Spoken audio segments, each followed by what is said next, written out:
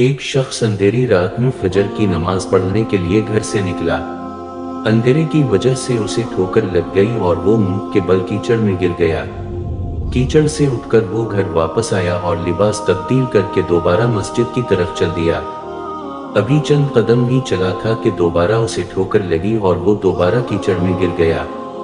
کیچڑ سے اٹھ کر وہ پھر دوبارہ اپنے گھر گیا، لباس بدلا اور مسجد جانے کے لیے دوبارہ گھر سے نکلا۔ جیسے ہی وہ اپنے گھر سے باہر نکلا تو اس کے دروازے پر اسے ایک شخص ملا جو اپنے ہاتھ میں روشن چراغ تھامے ہوئے تھا۔ چراغ والا شخص چپ چاپ نمازی کے آگے مسجد کی طرف چل دیا۔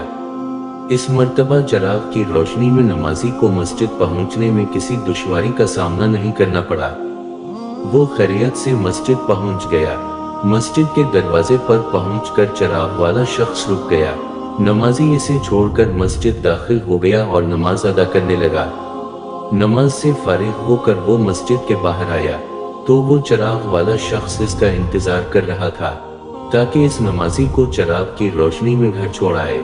جب نمازی گھر پہنچ گیا تو نمازی نے اجنبی شخص سے پوچھا، آپ کون ہے؟ اجنبی بولا، سچ بتاؤں تو میں ابلیس ہوں۔ نمازی کی تو حیرت کی انتہا نہ رہی۔ اس اجنبی کی یہ بات سن کر نمازی سوچنے لگا، ابلیس شیطان کیسے مجھے مسجد تک چھوڑ سکتا ہے؟ اس کا کام تو لوگوں کو بہکانا ہے۔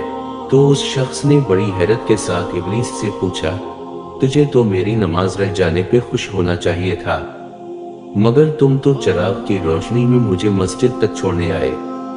ابلیس نے جواب دیا کہ جب تمہیں پہلی ٹھوکر لگی اور تم لباس تبدیل کر کے مسجد کی طرف پلٹے تو اللہ تعالیٰ نے تیرے سارے گناہ معاف فرما دیے۔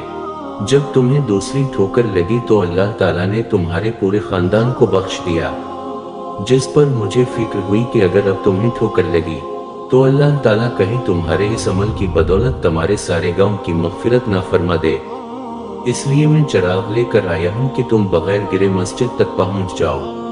اس شخص نے جیسے ہی یہ بات سنی تو اس نے اللہ تعالیٰ کی بارگاہ میں اپنا سر جھکا کر اللہ کا شکر ادا کیا۔